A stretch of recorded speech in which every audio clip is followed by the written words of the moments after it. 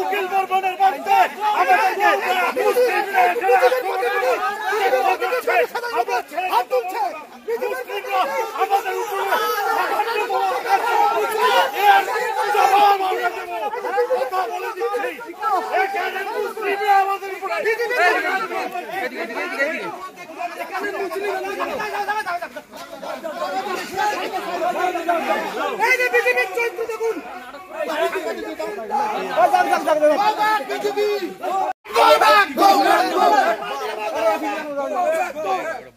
আমরা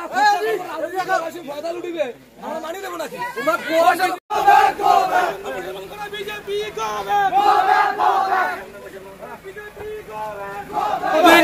আমাদের যে উকিল বর্মন বাংলাদেশের লোক অপসারণ করেছিল, এতদিন বিজেপির কারো এখানে দেখা পাওয়া যায়নি। আজকে হঠাৎ করে নরেন্দ্র মোদী চলে আসার পরে, আমাদের উকিল বর্মন চলে আসার পরে বিজেপি আসছে রাজনীতি করার জন্য, এখানে অশান্তি করার জন্য। আপনাদের মিডিয়াতে একজন বিজেপির নেতা না এমএলএ বললো হিন্দুদের উপর আক্রমণ, এরা শুধু হিন্দু মুসলমান করতে জানে, বাংলাদেশ পাকিস্তান করতে জানে। হিন্দু লোক উকিল বর্মন এতদিন তার পরিবার কিভাবে ছিল একবার তারা খোঁজ নিতে আসেনি। আজকে তারা এখানে ফুটেজ নিতে আসছে, ফুটেজ। আপনারা কি চাইছেন তাহলে? আমরা চাচ্ছি কোন বিজেপির লোকের এখানে দরকার নেই। আমরা গ্রামের লোক চাঁদা করে আমরা চাঁদা তুলে পয়সা খরচ করে চাঁদা তুলে বাংলাদেশ থেকে নিয়ে এসছি, যে বাংলাই হোক।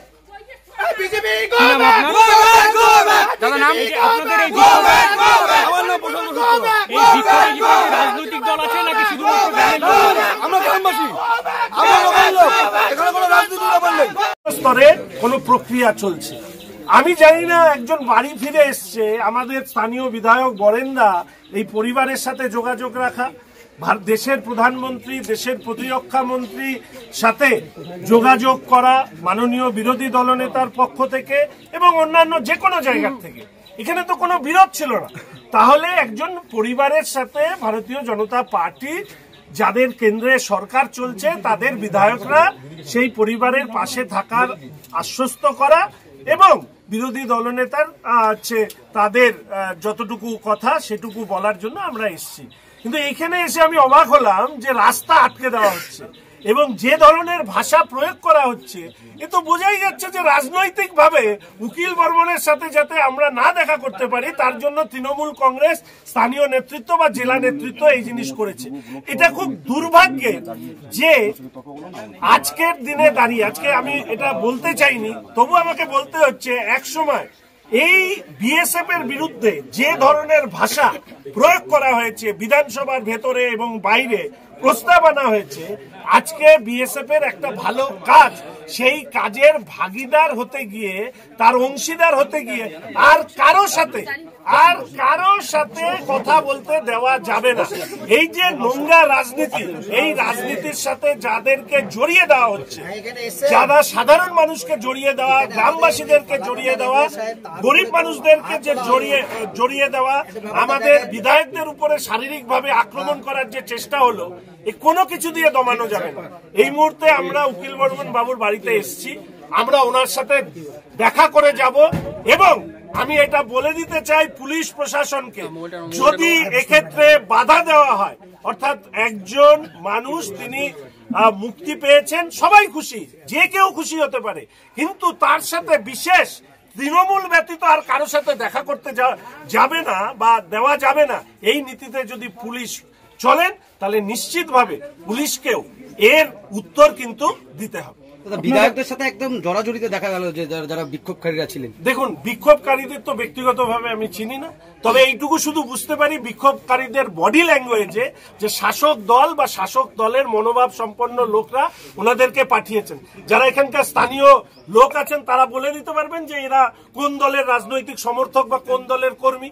ফলে গ্রামবাসী বলবেন না, যারা এখানে বিক্ষোভ দেখাচ্ছেন তারা আসলে রাজনীতি করার জন্য বিক্ষোভ দেখাচ্ছেন।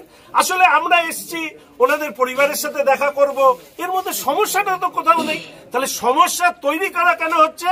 আসলে বিএসএফ বা একই দিনে শাহু সাহেব এবং উকিল বর্মন সাহেবের যে মুক্তি, সেই মুক্তিতে রাজ্যের শাসক দল নিজেদের অস্তিত্ব বাঁচানোর জন্য আজকে এই ধরনের ঘটনা ঘটাচ্ছে।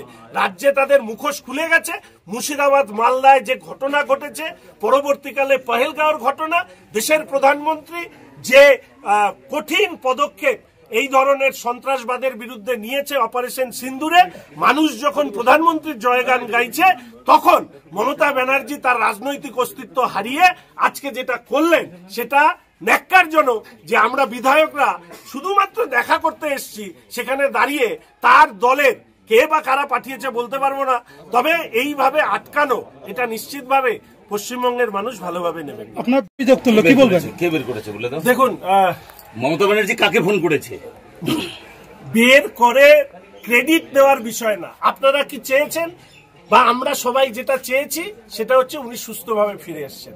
সুস্থভাবে ফিরবার যে রাস্তা বা পথ, সেই পথ দেশে এই মুহূর্তে যে সরকার আছে তারা করেছে, কারণ এই কাজটা তারাই এটা করেছে। ফলে দেশের প্রধানমন্ত্রী, দেশের প্রতিরক্ষা মন্ত্রী, বিদেশ মন্ত্রী, তাদের উপরেই বিষয়টা বর্তায়। এটা তো কোনো ব্যক্তিগতভাবে কোনো বিষয় নিয়ে, সাফল্য নিয়ে লাফালাফি করা হচ্ছে না, এখন বিষয় নয়, এটা রাজ্যেরও বিষয় নয়। আর সব থেকে বড় কথা, দেখুন, দাবি তো অনেকেই কেউ করতে পারে। কেউ বলতেই পারেন যে ভূমিকা সিং এর সাথে তিনি ফাইটার প্লেন চালিয়েছে, কেউ বলতে পারে কর্নেল সোফিয়ার সাথে গিয়ে তিনি অপারেশন সিন্দুরে অংশগ্রহণ করেছেন।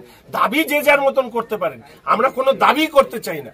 আমরা দেশের সরকারকে ধন্যবাদ জানাতে চাই, বিএসএফ কে ধন্যবাদ জানাতে চাই, এমনকি আর যারা প্রচেষ্টা নিয়েছে, যারা ক্লেম করছেন সবাইকে ধন্যবাদ। কিন্তু আজকে এটা যেটা করছেন এটা কি?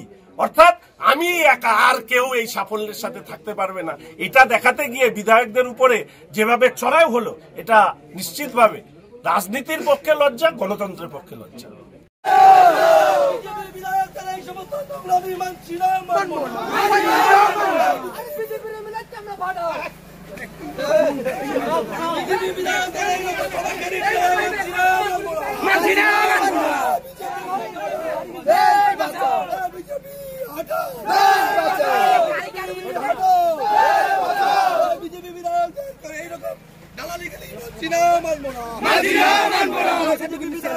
দালালি করি মানছি না, মানবো না।